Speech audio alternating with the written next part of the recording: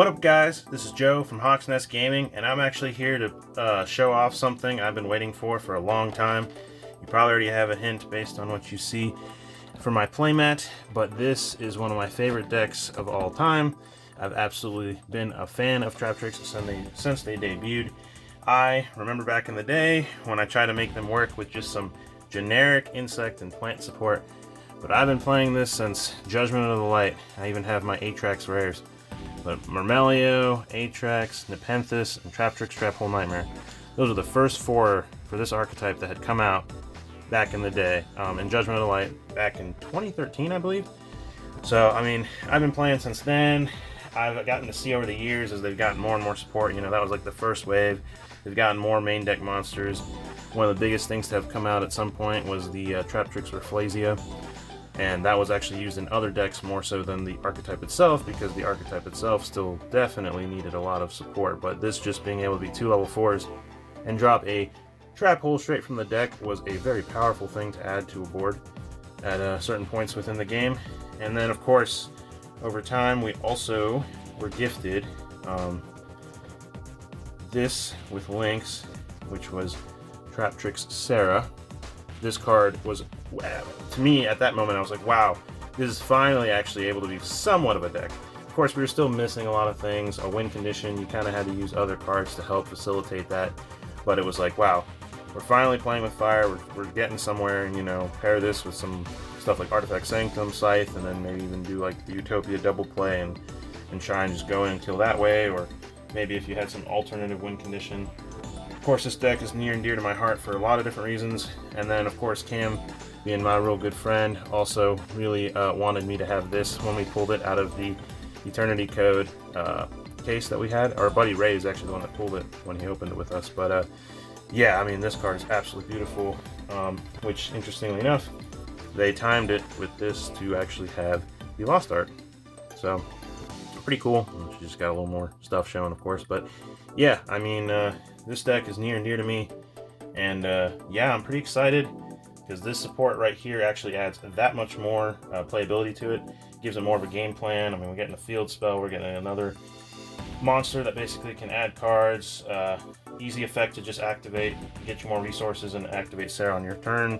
We get an archetypal Shade Brigadine with this, and then outside of that, the deck itself is actually really good. Here, let's take a look at the back of one of these very quick. I'll actually set these aside. But if we take a look, you see that we have a couple of the new ones, Padoka, Arachnocampia, and then we get into some of the ones I already talked about, Atrax, Myrmeleo, Nepenthes, Dionea, Gensalia, Vesiculo, and then we get some of the insect kaijus, and then Retaliating Sea they replaced from the OCG having Max Sea. Residence Insects, so a lot of that kind of stuff. They put the hands in here because at one point it was hand artifact Traptrix, of course, in 2014, which that deck was really cool. I actually like that they put the hands. It's kind of a cool callback back to that format. And then on top of that, we also get some of the new stuff I was talking about, like the field spell. There's a new spell card. We get Raigeki, Harpy's Feather Duster. Oh, I forgot to mention Ash Blossom and Joy of Spring. Fantastic card to be in there. And then another thing I didn't talk about, but they also added more trap cards over the years, or trap hole trap cards. And of course, that also supports Traptrix, so pretty cool. But yeah, one of my favorite decks, and I'm super excited to finally have this in my hands, because you better believe I'm going to be playing this deck that much more, because this support's really good. So anyway, we're going to bust into one of these, and I'm going to go through and just kind of talk about what some of the new cards are, and then just show off some of these. The other thing I always loved about this archetype is the artworks are really cool and dynamic. I mean, I'm a bit of a nerd. I finished biology, and I love the plant insects, you know, like the designs that you can catch. You can see like the spider eyes on some of their heads and stuff like that. Just really cool theme, honestly. Big fan of it. So let's see here. Ooh, yeah, that's cool. All right, yeah, Bedoraka. So we already have one of the new ones.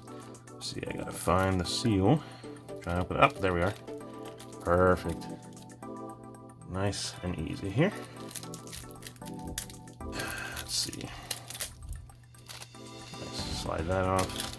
Let me take this plastic to the side, and I'm going to slide it out. Alrighty. So, like I said, I'm just going to go through and talk more about the new cards, and then just show some of the reprints. So this is Traptrix Padoka. It is an Earth, level 4, plant, as most of the archetypes plant insects. Well, it is plant insects that is archetype, but unaffected by the effects of whole normal traps. You can only use each of the following effects of Pterodactyl once per turn. When this card is normal summon, you can add one Traptrix Garden, so it searches the new field spell, from your deck to your hand. If this card is special summon, you can target one special summon monster one special summon monster your opponent controls, banish it. Also, during the next standby phase, your opponent can special summon one of their banished monsters. So basically, it gets rid of it, but if you pair this with the new Xyz monster, it actually kind of snatches it away. So, pretty cool. But let's see. So that's that, and then this is the field spell that it searches. So this is Traptrix Garden. This is during your main phase, you can normal summon one Traptrix monster in addition to your normal summon / slap. That's actually huge. You can only gain this effect once per turn. The first time each insect or plant monster you control will be destroyed by a battle each turn, it is not destroyed. Also very big. You can banish one monster you control, special summon one Traptrix monster from your hand or graveyard. So it lets you tutor different ones, kind of just change, get more effects, get more resources through the different various Traptrix effects. And then you can only use that effect once per turn. So also really good card. Loving what we have here so far. Then you have Trap Tantalizing Tune. So you discard one level 4 insect or plant monster, or one normal trap, draw 2 cards. So yeah, this is like an inarchetypal, basically, activate. I mean, you go neutral for it, but it kind of dumps some things, gets you more cards to your hand, and then you can recycle some of the stuff from the grave for some of the other cards we just looked at, and also cards that are in archetype, like Dianan, that kind of thing. So, good card. Very cool. And then here's a really cool card. And now we've got the new Xyz monster, Traptrix Penguicula. She's pretty cool. So she's 2 level 4 monsters. While this card has material, it is unaffected by trap effects and activate effects of other monsters with the same type as this card's material. And that actually comes up because of the way she snatches other cards. You can only use each of the following effects of Traptrix Penguicula once per turn. You can detach one material from this card, add one Traptrix monster from your deck to your hand. Awesome. We've needed something like that for a while. This effect you can make triggers Sarah. You add a card to your hand, you get a trap for it. I mean, it's really good. I'm so happy about it. And then on top of that, if a monster's owned by your opponent is sent to the graveyard or banished by a card effect, except the damage step, you can attach one of those monsters to this card as material. So this already kind of goes with some of the stuff we already saw, but any of the any of the trap hole cards, you activate, bottomless trap hole, oh, you get it banished? No, I'll actually take that and add it to my card. And then basically based on the type, it now is immune to it. So how cool is that? And then this card is also fantastic, something we've needed for a long time. It requires 3 materials, so it's a little bit more of a commitment. However, this card is what we've needed to be able to kill. It requires 2+ monsters, including an insect or plant monster. This Link Summon card is unaffected by trap effects. All Traptrix monsters you control gain 1000 attack while you have a normal trap in your graveyard. Easy condition to meet. And that's the relevant part. Everything gets boosted, so finally we can have more like killability and just get rid of stuff. Once per turn, you can target one face-up monster your opponent controls. Or you can target face-up cards your opponent controls up to the number of insect and plant monsters you control, negate their effects until the end of this turn, and then you can apply this effect, banish one normal trap from your graveyard, and if you do, destroy one of those targeted face-up cards. So she boosts you, she can get rid of troubling cards and negate them. Just a fantastic card. So far, this support has been awesome. And then we come to Traptrix Arachnocampia. So, unaffected by the effects of whole normal traps, the first time each set card in your spell and trap card zone would be destroyed by card effect each turn. It is not destroyed. During the main phase, if you control a Traptrix monster, quick effect, you can special summon this card from your hand. Also, you can not special summon monsters from the extra deck for the rest of this turn, except insect or plant monsters. You can only use this effect of Arachnocampia once per turn. Also, really good card. And that covers most of the new stuff, I think. Don't know, there might be something else new. Actually, I think there is after this. Yep, there's the Shade Brigandine card. But super rare, evenly matched, fantastic. This structure deck, like I said, outside of just like being for Traptrix, has fantastic staples. And now we've got Traptrix Holutea. You can activate this card, return it as set by discarding one normal trap. Special summon this card in defense position as a normal monster, plant, earth, level 4 attack 400 defense, 2400. This card is not treated as a trap. You can banish this card from your graveyard, then target one Traptrix monster in your graveyard. Special summon it. You can only use this effect once per turn. Or you can only use this... Sorry.